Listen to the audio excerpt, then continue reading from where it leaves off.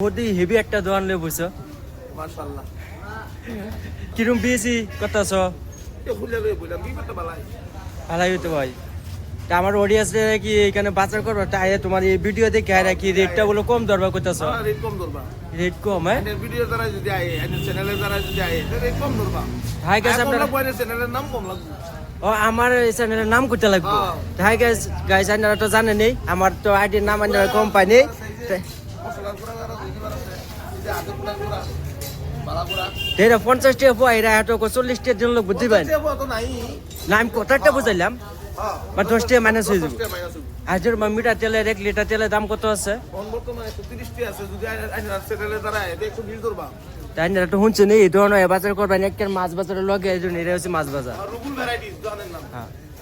এটা একটা মাছ বাজারের লগে তো ধরনটা দুজন সব আছে আলু পেঁয়াজ মেয়াজ রসুন আদা মাথা কি নাম কই আমি সব আইটেমের মালই আছে ধরনের তাই না এনে চলে আসবেন একটা মাছ বাজারের লগে তো এই রাস্তাটা তাহলে মাছটা কিনবেন আর এনে হয় তাহলে আলু পেঁয়াজ কিনবেন হ্যাঁ রুবুল ভ্যারাইটিস দোকানটার নাম হচ্ছে রুবুল ভ্যারাইটিস